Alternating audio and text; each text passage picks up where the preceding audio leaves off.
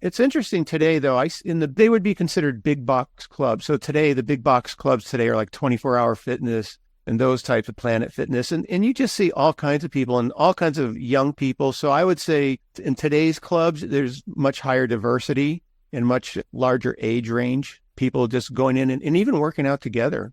Were there many women in the clubs, or was it all men? Oh, yeah. No. A lot of women working in the clubs working out. Absolutely. Okay.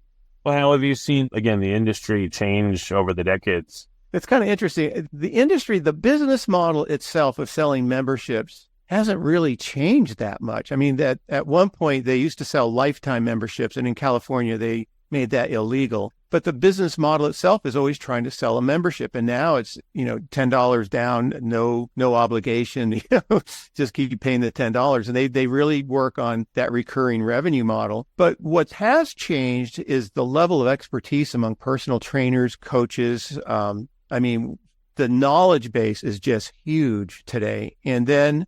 So that's different. And then the distribution of services, of course. Now you can work out at a club, you can work out online, you can work out, through YouTube if you want to. And also the machinery keeps changing around a bit. There's just different machines today than what was available. And then, of course, you still have the free weight crowd that's been lifting free weights, for the last 50 years. I'm one of those guys. I'm kind of old school. So the machinery's changed, the distribution has changed, but the business model among the bigger clubs remains the same. And now there's a lot more boutique type personal training facilities, and they're doing a lot more small group training.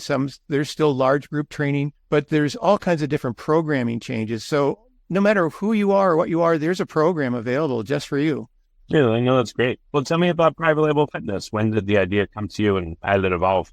Well, I kind of have to go back a little way. So I'll go back to, I came to California in 78, worked in the club. Then in 1982, I was offered an opportunity to work with Guitar Center in Hollywood, California. And I worked my way up through the ranks there pretty quickly too, and became vice president of marketing there. So I learned a lot about, corporations and whatnot, how they work. And then what's significant about Guitar Center is 1986. I remember it really, really clearly when this young salesman walked into my office, and he introduced me to the Apple II computer. And for me, that was just a freaking game changer, because I could see this was going to be big. Now, you have to remember, 1986, there's no internet, there's no cell phones, there's hardly any personal computers. And in fact, the height of technology back then was like an electric typewriter. So I took a deep dive and learned as much as I could about personal computers and their application towards business. And about, I'd say a year later or so after that, I left Guitar Center and started my own freelance advertising and marketing agency. And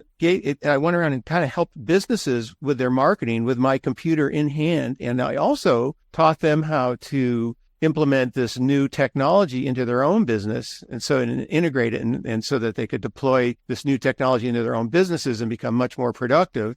And then in 1991, I decided to get back into the health and fitness space, and I started up a small nutritional counseling company called Medicor.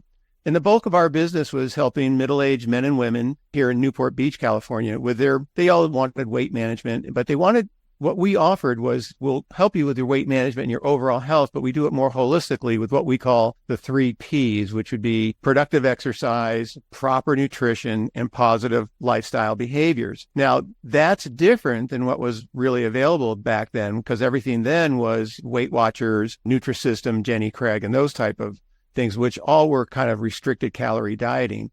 And we didn't go that way. So we were more holistic, and we learned 2 things really quickly when we opened that business. One, the very first thing we learned was that most people have almost no idea about how their bodies actually function. And that's still true today. And then the second thing we learned was that for people who really wanted to do it the right way through nutrition and exercise and changing their behaviors, there was very little information available to them to help guide them. There just wasn't really that much consumer education or support materials